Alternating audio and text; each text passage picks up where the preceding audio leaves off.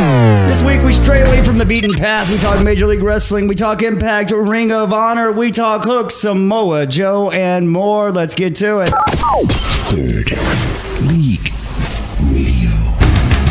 All right, coming into this week, I did not get a chance to watch a lot of things. I was broadcasting basketball, the Bryan County tournament, actually, so I didn't get a chance to watch WWE Monday, Tuesday, Friday. Recorded Collision, haven't watched Collision. So I'm going to talk about the shows we did get to watch, or at least I got to watch. And I should be paying attention a lot more often. Ring of Honor, TNA Impact on Thursday nights. Really good. A really good Thursday night show. It's a really good Thursday night lineup. If you're like me, you're watching Ring of Honor at 6 o'clock. And since I don't have Access TV, I pay for TNA Plus. So I'm watching TNA Live at 7:30. Ring of Honor starts at 6, ends at 7:30. TNA starts at 7:30. Runs into your perfect Thursday night. Man, if you haven't seen the quality of shows TNA's been putting on, the last pay-per-view was great. Well, I'm gonna give them a lot of credit for that last pay-per-view.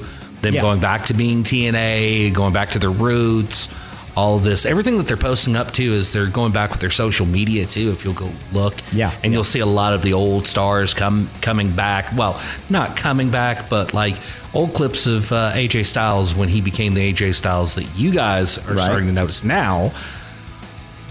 We were watching a long time ago. I saw that back then. But night of. Well, see, the thing on that is TNA Impact, before the rebrand, Impact was doing great quality shows. And then with the rebrand, people noticed. That's what made people pay attention. They've had this quality for a while, but people haven't been able to kind of take notice and see it.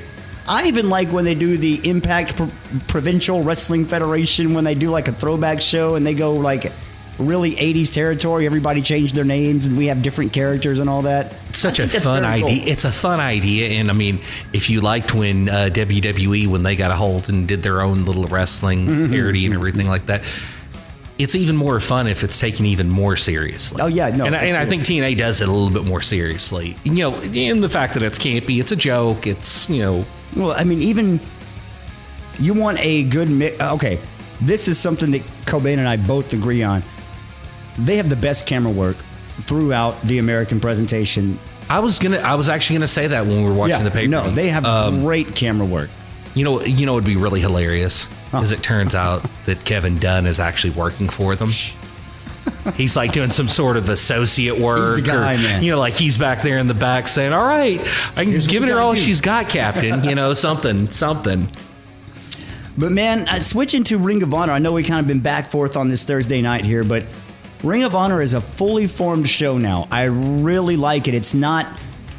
Ring of Honor was basically AEW Dark for a bit. It was just match. You knew it was there to get somebody over or somebody... It was there to get somebody some work, some training, whatever. There was no point to the match other than the match itself. Basically, it was their NXT. Yeah, there you go. That's how I look at it, at least. But now it is a fully formed show. It is a good show. It is... I mean, and most people misunderstand me when I say this. They think I say story doesn't matter and wrestling matters. No, that's not what I'm saying at all. What I'm saying is you have to have them hand in hand. The story cannot matter more than the wrestling, or else why are we wrestling? Well, why even watch something that's called wrestling if you're not interested in wrestling? Exactly. I mean, if you like a guy on the mic that's getting the crowd all pumped up and everything, go watch some stand-up comedy. John Mulaney, he's hilarious. I love John Mulaney. He's coming to Thackerville, by the way. Yeah, and he can get that crowd in the palm of his hand, just like these wrestling fans. Quotation marks for the folks that can't see. Yeah. For the wrestling fans that think that they like wrestling, but really they just that they want to be entertained, and that's fine. There's nothing wrong with it. But do not come to me and say that you're a wrestling fan or that I'm not, because I actually enjoy the wrestling. Yeah, exactly. Enjoy the wrestling, and it's actually part of the story too. That's the problem. That's the problem you don't understand, that they don't understand. Well, that's what I've been saying about this version of Ring of Honor compared to Tony's earlier version of it, is you have the stories and you have the wrestling and you're growing people. Like I have been wanting Lee Moriarty and Lee Johnson to be used for a long time. They're getting used, and they're getting used well. Sean Dean. Sean Dean has been used backstage very well. But now that you got him with Carly Bravo and they are the infantry, that's good. They have got a great tag team system down there. They've got... Now, the women may have been the focus of the Ring of Honor show, but that's just because... I mean, Athena's been great last year. Oh, yeah. She was great. So you kind of have to put the focus on her, but everybody else is stepping up their game there. Well, I mean, I remember now the last time that I've actually seen Athena wrestle live, that was a WWE show when she was in Bermuda. She was electric then, and she's better now. Mm-hmm. Yeah. I would say that she's doubled her talent since the last time that I saw her live. So that was about, 3-4 years ago? Mm-hmm. Easily. And she's one of those people, like right now, take her out of the equation that she's at, put her in another women's league, put her anywhere. Stardom. Yeah, she's put her gonna put her in WWE. Of course, please don't do that. Don't. She doesn't need that. Put her anywhere, and she's good to go. Mm-hmm. She's a bona fide superstar right now. You're listening to Third League Radio.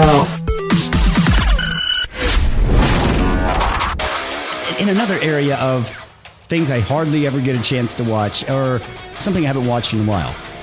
One of my favorite, I guess one of the biggest missed opportunities for me. I mean, wrestling would look a lot different without the pandemic, but one of the biggest missed opportunities for me is Major League Wrestling pre-pandemic was great. It was awesome. The roster was stacked. It was the best version of Brian Pillman I've ever seen used. They knew how to use Brian Pillman Jr. right. No one else has figured it out. It was perfect back then. Everything was clicking for them. And then the pandemic. And then Tony Khan came. He pretty much gave... You got to give him credit for giving wrestlers work during the pandemic. But you also got to say that, man, he took a lot from Major League Wrestling during then. He took Tony Schiavone from Major League Wrestling. I mean, that was pre-pandemic that he took Tony from them. But still, it was... yeah, I mean, good for wrestlers, maybe bad for Major League Wrestling. But anyway...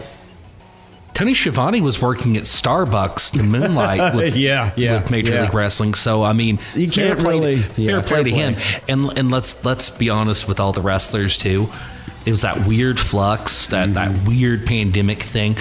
I mean, it's still affecting us now. Yeah, and it's going to be that ripple Japanese effect. wrestling is still hurt. Oh, yeah. And I mean, that's why Okada's leaving. But you got to take it seriously. I think Okada's leaving, and I'll tell you exactly why I think Okada's leaving. I think it's the same thing with Shinsuke Nakamura.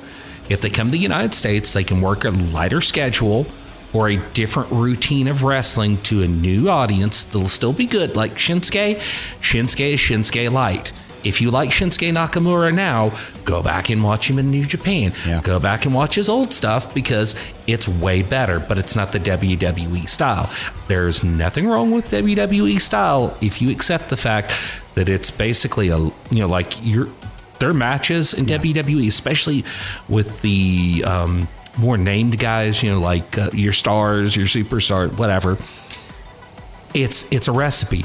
Close your eyes and call the match when you're watching a Seth Rollins match. Close your eyes and call the match when you're watching a Roman Reigns match. Or listen to the call, yeah. And just keep on doing it, keep on going, and you're going to wind up in the same scenario with Shinsuke. So go back and look at that. Okada's going to wind up coming to the States.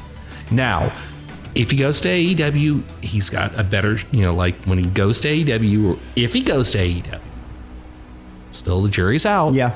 It's going to be more of his same style, but I think it's going to be toned down a little bit, just like Shinsuke did. Well, if you look at Vikingo, he's kind of changing his style now as he's working more all elite matches. But I mean, look at Bryan Danielson. Yeah. Bryan Danielson went back to his old style after saving it up for years. I love it though. He's genius. But anyway, man, back to the Saturday night. Like I said, been broadcasting basketball all week. Saturday night was Championship Saturday.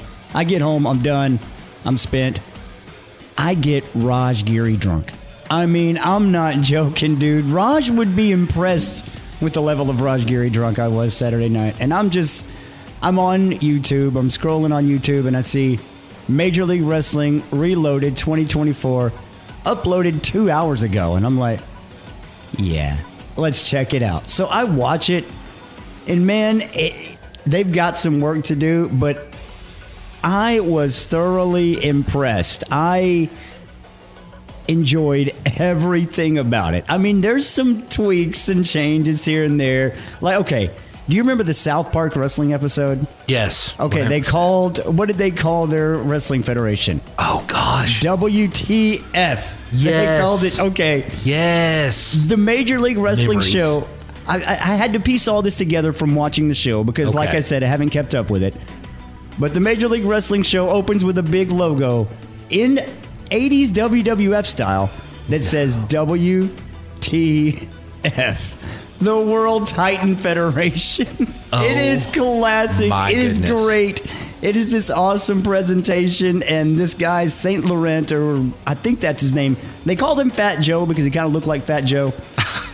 But the announcers called him Saint Laurent. I don't know if there was a first name added to that. But anyway, he's like the bad guy or the owner of WTF. And that's the nemesis of Major League Wrestling, I guess. And it's this whole thing.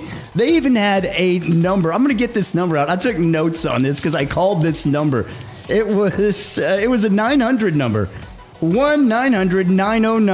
1-900-909-4WTF, and it was classic WCW style right there on the screen. Kids, ask your parents' permission before calling. I called it. There was no number there. It was not connected, and I thought, missed opportunity. The people on the internet don't know the word fumbled. They don't know when to use it.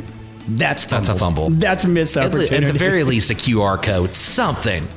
But one of the things I found cool was they have a working relationship with Tokyo Joshi Pro Wrestling. There was a Joshi match on there. There was Kojima versus Callahan as the main event. Satoshi, golly. Cobain's going to kick my ass for not being Yeah, able we to need speak a Cobain Japanese for, name. yeah. Anyway, Kojima versus Callahan, that was the main event. There was Matt Riddle teaming up with Alex Kane to take on Team Filthy, Tom Lawler, Josh Bishop. That was the match before that. Those were pretty good matches in that. But if you get a chance, go watch it. It is on YouTube for free. Major League Wrestling I have not watched it. I'm going to Reloaded. have to see it. I'm going to have to watch it. Just to see the WTF. Just to see the At the very WTF. least, that's going to get me No, right in the seriously. feels. I was thinking of you when I watched it. I was like, dude, Anthony would love this. Ring of Honor.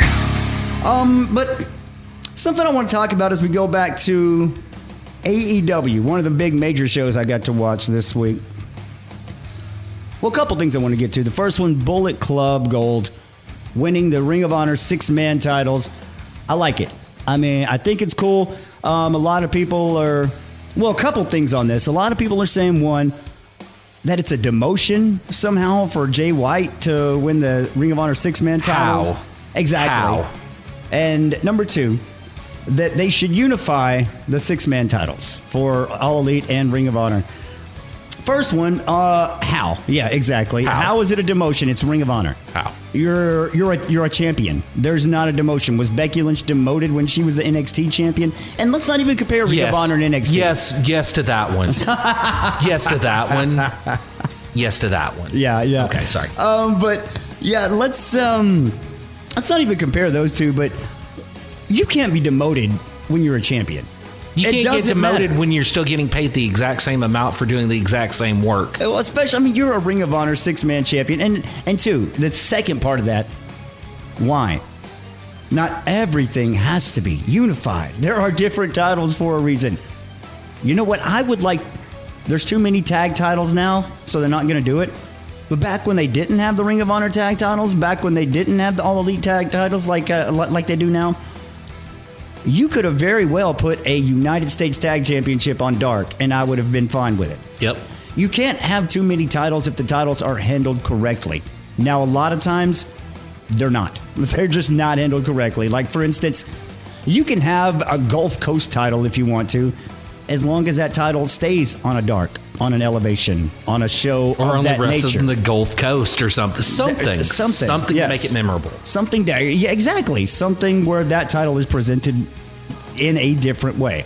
But anyway, you can't be demoted when you're a champion, and no, you don't need to unify everything. Well, the other thing too is you guys keep on going right back at, and I mean you guys and the people In the IWC at large, right. the Well, internet. I'm talking about the ones that work themselves into a shoot. Yeah. That's the type of person that just gets so red faced and it just goes all over them. They're saying this is emotion. This is emotion. No, what this is this is keeping that organization alive until they have a TV deal. He didn't kill it. He didn't do the Vince McMahon thing and ruin it. And then bring it, blame it for it ruining itself. Oh yeah, that was that was the biggest thing with WCW, because if you're a Southern person like myself, I grew up on WCW. Oh yeah, for real. I grew up the first on show that I can remember Crockett. watching. I grew up on NWA. 87. I remember all of that stuff way before I do WWF, and that's saying something. Like WCCW was more important to me than WWF for a long time. Yeah, that's right. That's right. I knew about your Iron Claw. I remember when most all of them were still alive. How about that? Yeah, That'll date myself. But when you look at the big picture of all this, he's taken an organization that was built with pride and, sorry, pun definitely intended, honor. So the thing is if he keeps it alive, it eventually gets a TV deal, or like I've been saying, they need to find somebody to be the Ring of Honor ringleader, if you will. Yeah. I would have loved what I would have done with that, going back to it real quick, is I would have had Briscoe Brothers take over Ring of Honor. Yeah. They would have said, hey, you kept us off TV. You didn't like our style. You didn't like the way that we talked. And you that didn't would like have our been a attitude. perfect storyline And they would have to- came over. Yeah. Now, my thought now, let's bring in good old Bryan Danielson. Yeah. And we have him come in and say, look, you guys don't wrestle with honor.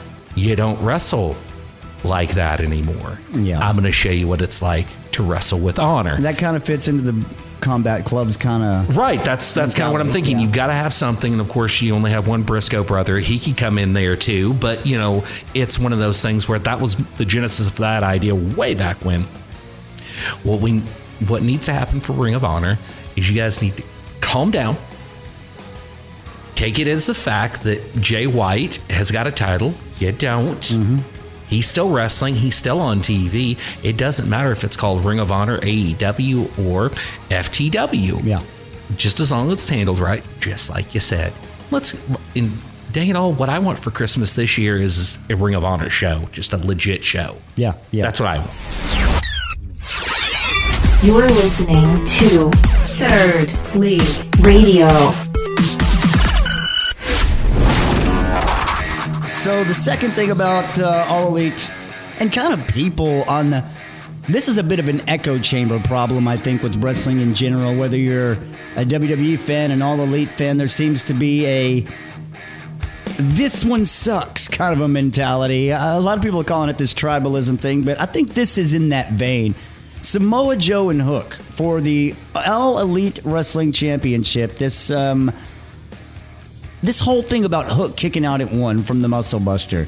There's a whole lot of people mad about that. I've even seen some people use the injury to Tyson Kidd as because Joe's Muscle Buster is what injured Kidd, and all that. And But it was a freak accident. That's they're saying that he shouldn't kick out at one because of that, and I'm like, how many people kick out of pile drivers?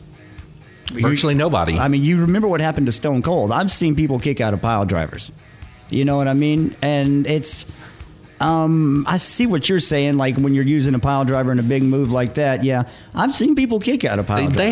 They have, but you don't see pile drivers But nearly as often usually- now anymore either. But see, that brings me to my point, I think. When people do kick out of pile drivers, even kick out at one, which I have seen, it is done in a way that either shows you a bit of stupidity or a bit of toughness. Either way from the person kicking out. Okay. Whether they're so adrenaline pumped up, they just kick out instead of staying down that extra second and trying to catch their breath, and then they just get beat down right afterwards. We've seen that. Yep. Or whether it's someone hulking up, for a lack of a better term. I'm sorry. I apologize for using that. But it's like someone kicks out at one, then they look and like they're down. They're about to get bitch slapped. They know it, and they're like, bring it on. You know what I mean? That kind of toughness. So I don't see a problem with it. Hook had that latter part where you knew he was about to get beat up. He knew he was about to get beat up, but he's still like, let's go.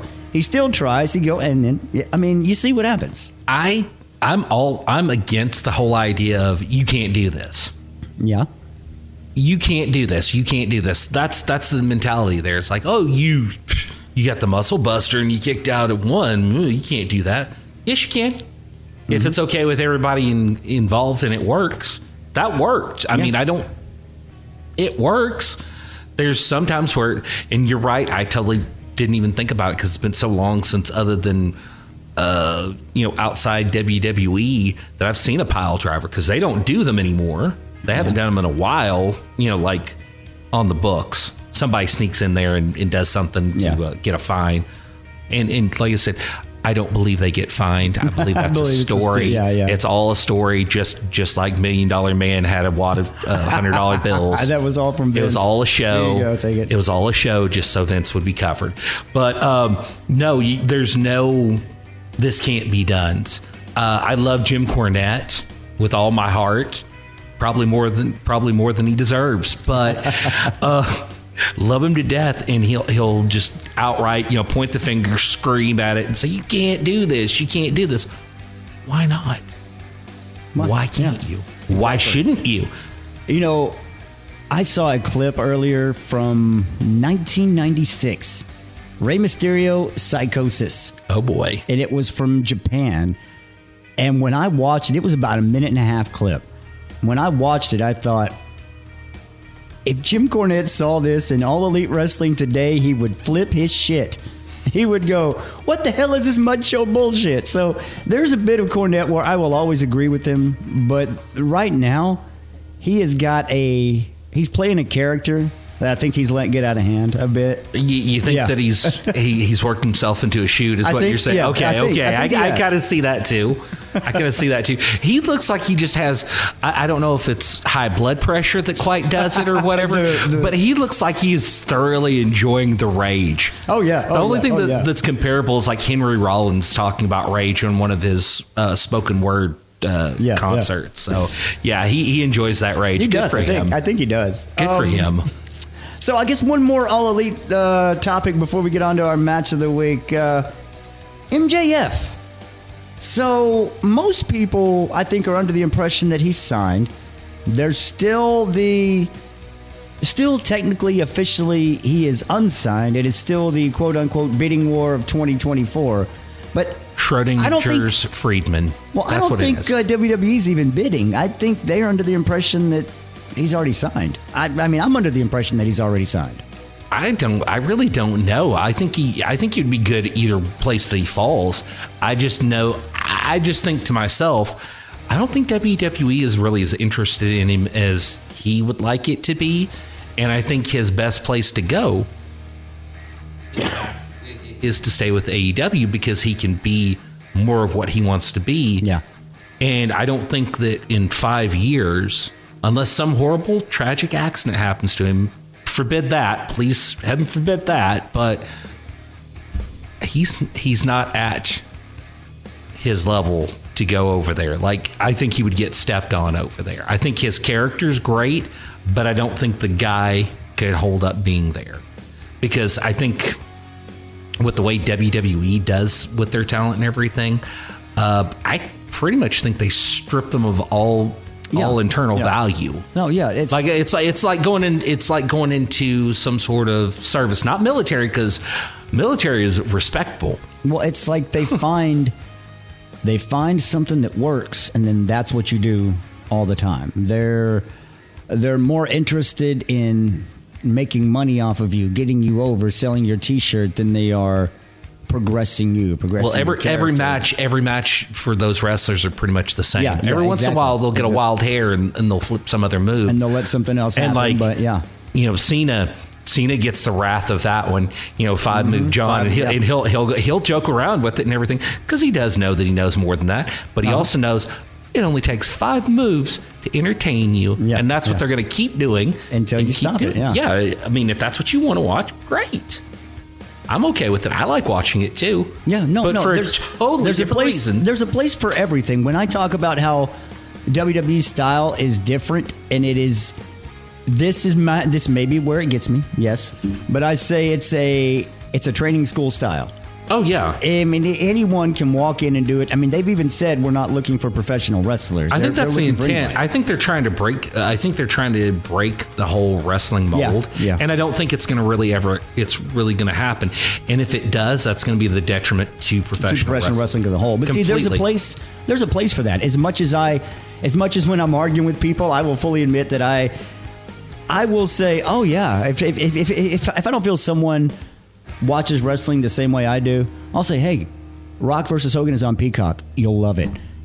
That's a cut down for me. Fully saying that there's a place for Rock versus Hogan. I like Rock versus Hogan. It's a good match. I like WWE. It's a good match for what it is, but it's completely different. It's completely different than something else. It's like Drake. There's been this whole thing, Mos Def, Yasin Bey, whatever you want to call him. He basically told the world what everybody's already known. Drake isn't a rapper. He's a pop star. Yes. There's nothing bad there. There's no offense meant there. He's just an explanation. When I'm saying WWE is different, then there's no offense, just an explanation. It's basically for everyone in the regards, like they're trying to make it as palatable and marketable to everyone. And for me personally, there's some of it I just don't want to watch. Yeah. I just don't. And it just doesn't interest me. And there's nothing wrong with you liking it. It's the same thing with like people griping about movies or this or this or this. Let me hit everyone to one thing, just blanket statement. None of this stuff is meant to cater to you, specifically you. Yeah. Maybe a group of you, maybe. But even then, it's not that specific. It's got to reach everybody. So why are you getting so tight about it? And the other piece of it, too, is like, if you like MJF right now, you're not going to like WWE. MJF, yeah. MJF. No. I don't even want to talk about that. It kind of scares me a little. If you want to know what WWE MJF is, go watch The Miz. I mean... Pretty much. You know...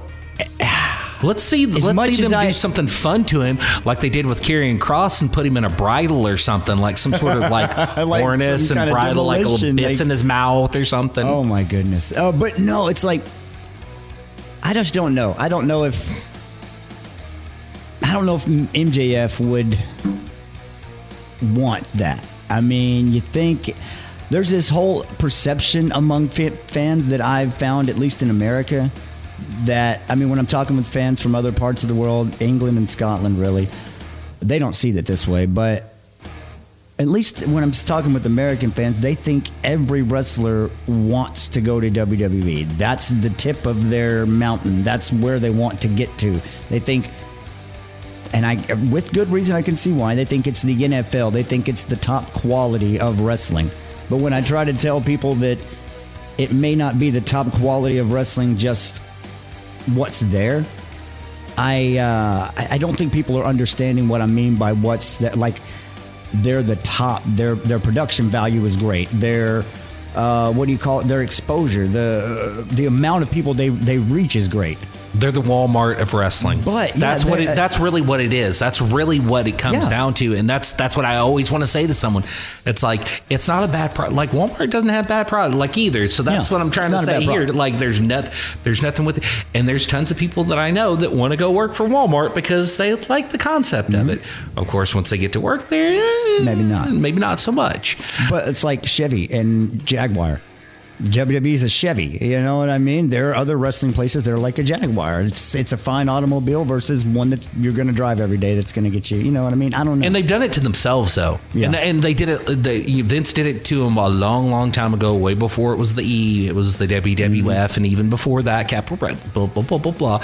We can go back as far as history wants to go, and we can really chew this one up. Or we could say, they're like Walmart. They are there for your low prices to hit everybody from bottom to the top. They are not there for an elegant experience. No.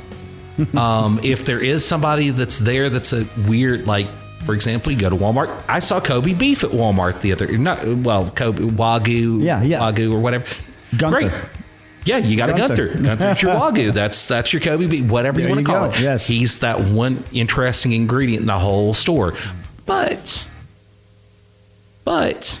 at the same time, what's going to happen to him after they get tired of this little run? Yeah. It's not going to last forever. This gimmick is not a long-lasting gimmick. Yeah. Oh, man. He's very one note. He's very one note with the gimmick. He's a heck of a wrestler. And those chops, oh my goodness. Yeah, no, I wouldn't. Man, I know I'm a small guy, and one chop would essentially put me in the hospital for 6 months, if not kill me. But even if I was a regular guy. Cleave you in half, maybe. Well, I mean, you know, Shane Gillis has that joke about Trump would be the funniest president to see get assassinated, but Biden's the first one you could punch assassinate. Yeah, Walter could chop assassinate me. Just one good one, I'm gone. You know, it's like a scene in Dragon Ball Z where he knocks a mountain down because he just got hit by a spirit bomb or something. That's me. I see it like more of a rowdy game of GoldenEye in the 64 with nice little chop. Slappers only? Yeah, slappers only. Chop. Done. Oh. Done. Death by Gunter. Match of the week. All right, moving on. Match of the week. So, like I said, didn't get to get a lot of wrestling in, but the ones I did, man, I think these are going to be my 2 matches of the week no matter what I would have watched. So honorable mention, first up, going to come from Dynamite. It's got to be, just simply because it's not a demotion, it's got to be Bullet Club Gold winning the 6-man tag titles from Mogul Embassy, Gates of Agony, Brian Cage. They won the Ring of Honor 6-man tag titles on Dynamite. Got to be my honorable mention. I love Gates of Agony. Yeah. I really do. I mean, Yeah, they're good. They really wanted to push Authors of Pain and everything, and then they just lost track of Authors of Pain. And then you get Gates of Agony where you're just like, that's what I wanted to watch the whole time. Mm-hmm. That's what I want to see. And now Authors of Pain are back, but I don't care. I've got Gates of Agony. You know, I'm going to pick a second honorable mention this week, simply because I got to go out and watch Texoma Pro live on Friday night. One of the rare chances I had to go out and do something this weekend that wasn't... Support your local wrestling, guys. Yes, go. Support your local wrestling. Give those guys your money, and also buy some merch from the tables. Wrestlers need it. Exactly. But there was a match. Kane Carter with Devion Black taking on Gabe Wilder. Kane Carter is close, man. Kane Carter is good. I don't know how far along he is in wrestling. I know I saw him working the tables at the Lone Star Shootout, the New Japan event. So he is really paying his dues in all areas. Like, he was selling merch at the tables for New Japan at the Lone Star Shootout. I saw him wrestling, working. He works for Metroplex Wrestling. He works here in Texoma Pro. And he has really come along really, really well. I know with Devion Black getting injured at the end of last year, he's kind of had to take on some more singles roles and everything. So, Kane Carter, definitely someone to watch for. That's what gets the second honorable mention. And you've mentioned Carter several times before, even beyond this, but also pointing him out when he's at the shows and stuff like that. Like, this guy is out there hustling. That's what wrestling really is, like what it really is. You guys are out there looking at your Van Halens, your Kisses, these, like you're comparing them. This young man, this guy, that's what wrestling is. I mean, totally. I couldn't have said it better. But moving on to the true match of the week. And man, we've had 3 matches of the week for 2024. And now with this week, 2 of them go to Will Ospreay, because it's got to be Ospreay Alexander 2 from TNA Impact. This one was, not an example of pro wrestling. It was a definition of pro wrestling. It was so good. And the way, I don't want to give anything away if you haven't seen it, so I'm going to try to say it as, in the best way I can. The way they protected Alexander's finish at the end of it, stellar. It was just a stellar match all the way through, and then to have it end like that, wonderful.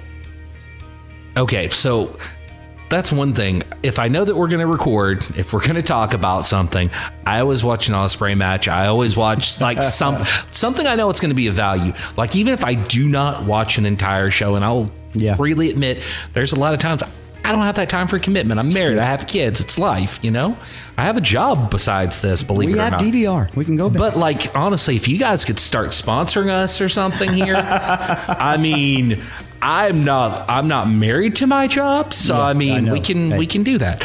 But getting back to it, It's Ospreay. I mean, honestly, I don't even know how to talk about him some weeks. The way he ended 2023. There's some weeks when I come in and I'm just like, oh, this guy, oh my goodness, and want to talk about it, want to throw out expletives, whatever. And then sometimes I'm numb to the point of how good he is. That's the scary part. Is like there's times when I'm like, don't take your Ospreay for granted. Oh, Eric. no. That's what I'm saying. He's amazing. And when it's going, this is what's sad for me. I think when it's over, it's just going to be over. You know what I mean? You think he's going to wrap it up and call it a day? Or? Yeah, I think like when it's, the summer of Ospreay's lasted for what, 2-3 years now. But when it's finally over, I think the sad thing is it's going to be over. I don't think there's going to be another summer of Ospreay. Yeah, I mean, he's not a young kid anymore. Yeah. And he hasn't, he's taking care of himself, but he hasn't taken care of himself. Well, the style he works, it is a well-organized version, a well-oiled version, but it's still dangerous. It's still right there at the edge. So, yeah, I think I don't think he's going to hold back much. I think he is going to change a little bit as he gets older, but I think once it's done, it's done. I don't think we're going to see like Chris Jericho hanging around out of Ospreay. You never know, though. Yeah, you really don't. True. If you would have bet me that Jericho would be out there with a super thin, unbuttoned shirt and just like hanging out and everything, I don't know. Maybe Sting took time off, let his body rest up. People say, "Wow, Sting's just 60-something, he's still going." Look at the time in between when he was going. He took a lot of time to rest up. So maybe something like that for Will Ospreay. So maybe in that respect. And to be fair, with as much what Sting has been doing and everything like that too, there's a lot of downtime that he's had in the last few years. Ospreay really hasn't had any, and he's still on that cusp of his prime years. So it might not be that. I think you're saying goodbye a little too soon. That's what I'm getting at. I think he's still got a few more years left in him, but it's going to be. I see the end coming too. I do too. I get it. All right, speaking of seeing the end coming, that's going to do it for us. We will wrap it up. We will see you next week right here, Third League Radio.